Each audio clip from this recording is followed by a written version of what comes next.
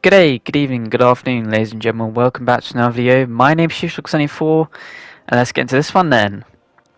So today we're going to be playing something a bit different. Well, we're playing War Thunder, but we've got a custom event POV for you. This one being organised by the fellas at Mobilized Events. Their Discord will be linked in the description, as well as also the Snazzy Comment, who's a much bigger War Thunder YouTuber. I'll link his channel and his Discord as well, since this is how I found out about this event and hopefully any more future events. But in the event, the custom event, we are doing Operation Majestic, which was part of Operation Downfall, the Allies' idea to invade Japan had they not have surrendered, by dropping more nuclear bombs on them and doing a frontal assault on the Japanese home territory. I, of course, as you can see, are playing as the Japanese, playing in the A6M5, and we get the invite after we've had the briefing, which was in the Discord.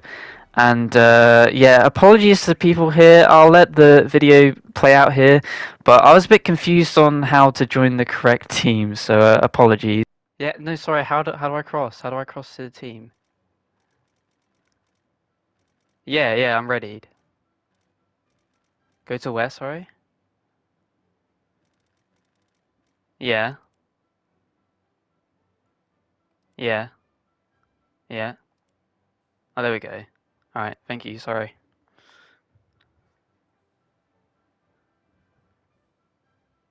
Yeah.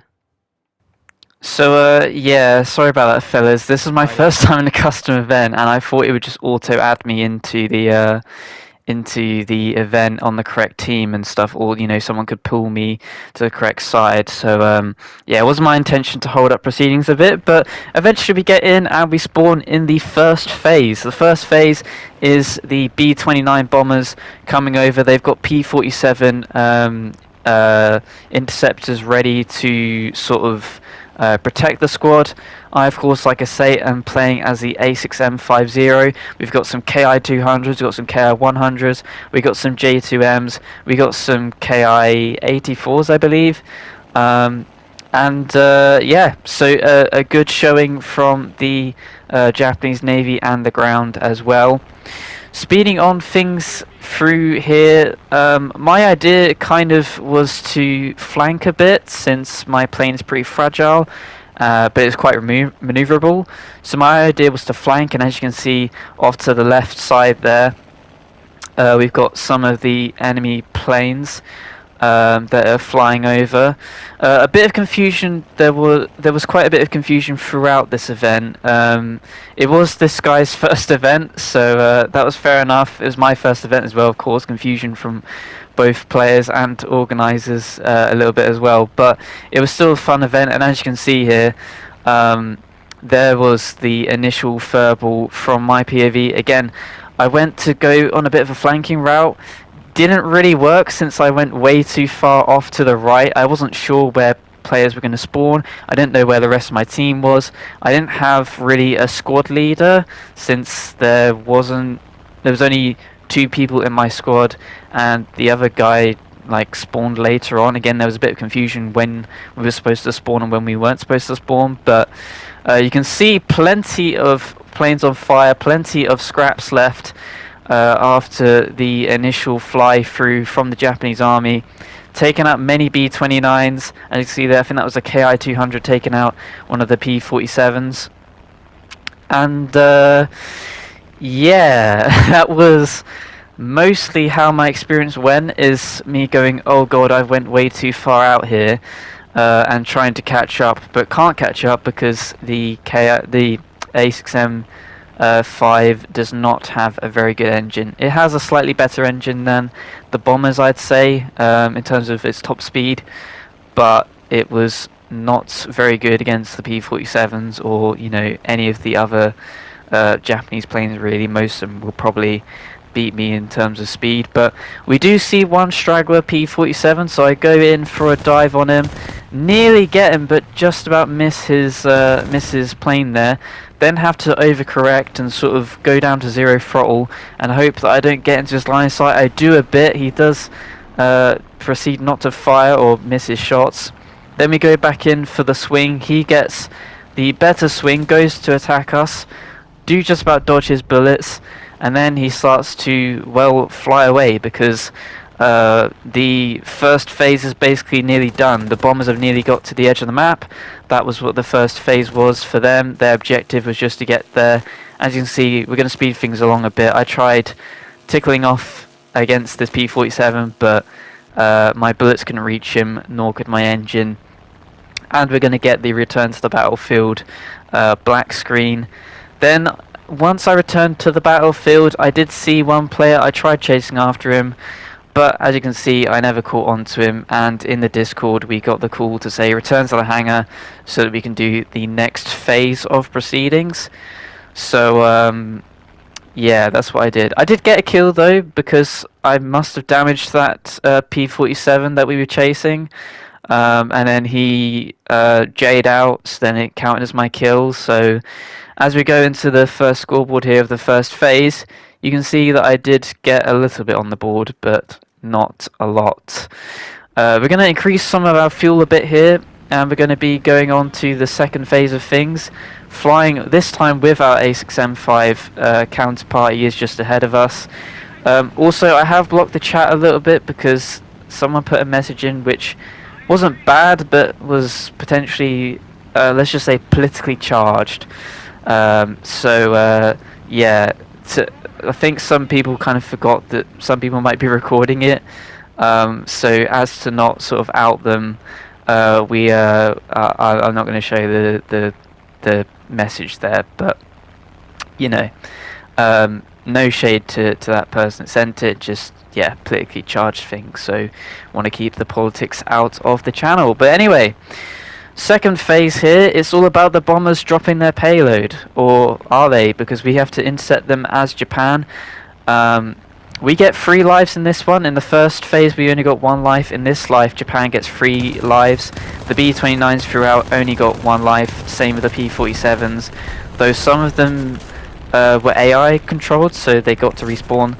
But anyway, we went into the battle guns blazing. We did shoot out at some of the B-29s before ducking back under to see if we can just pick off a few of them. Again, a few different hits here, but not necessarily anything that's really visually damaging them lots, you know, like a cut tail or something like that. Apparently, speaking afterwards in the debrief that we had, so we had a briefing so that we could ask some questions and, you know, figure out what was going on in the event, and then we had a debrief afterwards. Apparently the KI-200s with their 30mm guns were doing the business and completely tearing apart some of these dudes. On the other hand, the A6M5, at least in my hands, was not really tearing through anyone in particular. Again, just trying to get back up with my less powerful engine without being sniped out by the AI, and then yeah, we get taken out from behind by P-47 within one of the back squads of this event. He takes me out, my plane's starting to burn, and my tail destroys itself, and yeah, that is us curtains. So have to leave the plane and go ahead and select a respawn. So originally we had a place where we could spawn in. Now we have to spawn in from the airfield as if, you know, we're reinforcements. Obviously, makes sense. The only problem is that spawning from this airfield, it was pretty far away from the action. So I was trying to fly towards the enemies, but yeah, as this player says in the chat, we probably should have kept the air spawns, because now we've got to climb and also chase after these bombers, which was very tricky. In the end, I did just about get there, or start to get there, really. As you can see, a few people J'ing out to, I think, try and get those air spawns, maybe the secondary air spawns, for the third life of things. You can see that eventually I did manage to get to the B-29s. Only a few of them were left, though, at least that were player controlled. There were many that were AI controlled.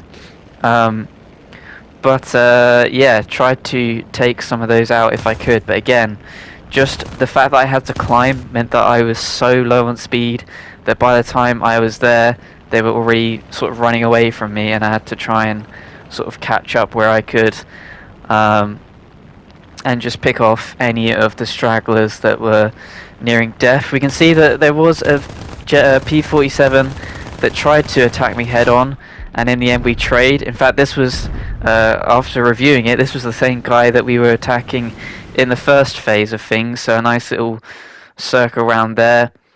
And then, yeah, I did try and spawn in again for my third life on the airfield, but at that point it was again very low to the ground. We had to make up the time to get up there, and the bombers had basically already dropped their payload and were now looking to get to the map borders to escape. So,